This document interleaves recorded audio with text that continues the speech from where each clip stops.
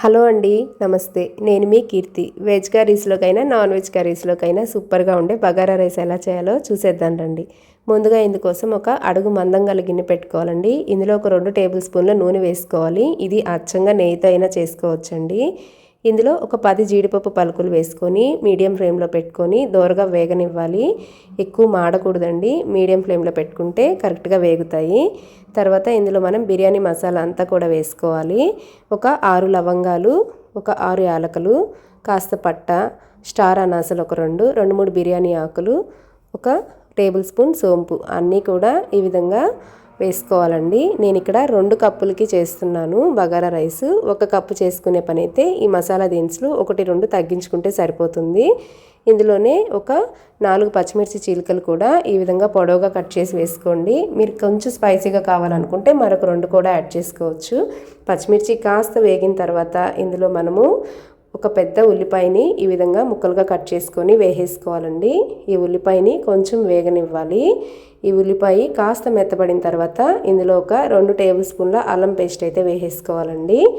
ఇది నేను అప్పటికప్పుడే ప్రిపేర్ చేశాను. మీరు 1 గ్లాస్కి చేసుకునే పని అయితే 1 టేబుల్ స్పూన్ సరిపోతుంది.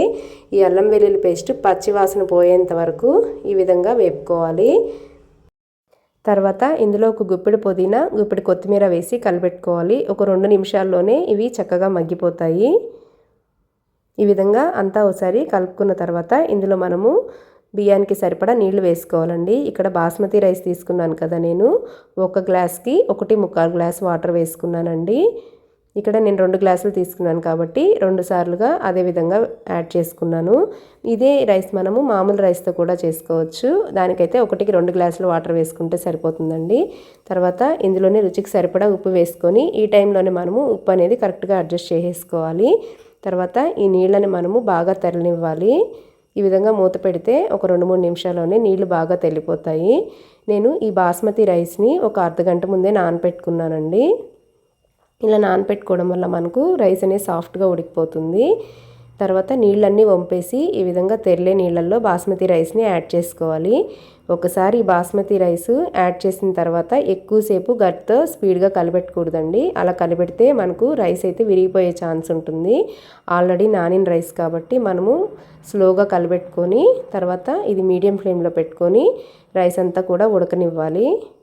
చూడండి, ఈ విధంగా రైస్ అంతా కూడా ఉడకనిచ్చిన తర్వాత లాస్ట్లో ఒక 5 మినిట్స్ ముందు మనము లో ఫ్లేమ్లో పెట్టేసుకుంటే అడుగంటకుండా రైస్ అనేది చక్కగా ఉడికిపోతుంది. ఇంతేనండి, బగారా రైస్ అయితే రెడీ అయిపోయింది. ఇది chicken curry or mutton curry, వంకాయ మసాలా కూడా చాలా బాగుంటుంది అండ్ చాలా క్విక్గా కూడా చేసేసుకోవచ్చండి. చూడండి, అన్నం అయితే చక్కగా ఉడికిపోయింది. ఇలా ఉడికితే సరిపోతుంది.